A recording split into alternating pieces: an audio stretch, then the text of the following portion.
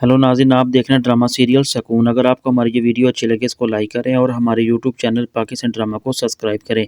ऐना जो होती है वह ये सोच रही थी कि वाकई हमदान ने ये फैसला कर ही लिया मुझे डिवोर्स देने का, लेकिन हमदान ऐना से कहता है कि ये मैंने इमरजेंसी में पेपर तैयार करवाए और ये कोई और नहीं बल्कि डिवोर्स के पेपर हैं। तुम ऐसा करो, इन पेपर्स को पढ़ लो और उनके ऊपर साइन कर दो।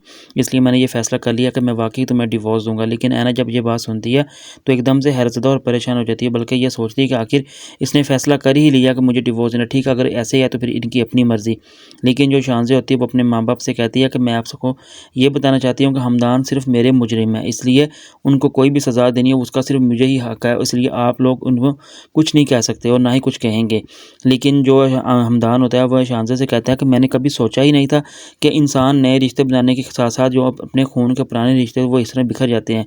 इसलिए शानज़ा से मैं तुम्हें माफ़ी मांगता हूँ, मैंने जो भी तुम्हारा दिल दुखाया प्लीज़ मुझे उसके लिए माफ़ कर दो। लेकिन जो शानज़े की माँ होती है वो हमदान से कहती है मुझे ये समझ नहीं आती कि आखिर मैंने ये सोचा ही नहीं कि तुम मेरे ही बेटे की छोड़ी हुई लड़की से अगर शादी कर सकते हो। अगर ऐसा ही करना था तो तुम हमें पहले ही बता देते। लेकिन जो हमदान होता है वो शानज़े की माँ से कहता है कि आप यहाँ भी खामोश कर दें तो बेहतर है, क्योंकि वो अब मेरी बीवी है।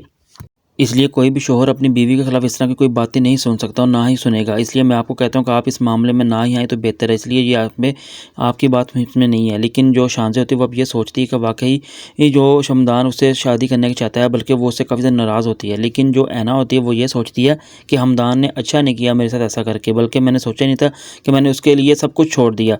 लेकिन जब फिर शानज़े जो होती है वो हमदान से नाराज़ होती है, लेकिन हमदान उसे मनाने की कोशिश करता है, बल्कि ये कहता है कि मैंने फ़ैसला किया, मैं अब तुम्हारे साथ शादी करना चाहता हूँ, लेकिन अब तुम अपनी नाराज़गी ख़त्म करो। लेकिन शानज़े जो है वो ये सोचती है कि क्या मुझे ये फ़ैसला करना चाहिए या नहीं। लेकिन हमदान इसी फ़ैसले के इंतज़ार में होता है कि अब किसी न किसी तरह हम शानज़े की नाराज़गी ख़त्म हो और मैं उसके साथ शादी कर लूँ। लेकिन जो ऐना होती है वो सारे फ़ैसलों को मद्देनज़र रखते हुए वापस अपने माँ बाप की तरफ जाती है और माफ़ी माँगती है कि शायद मेरे माँ बाप मुझे वापस माफ़ कर दें जो मैंने गलती की है।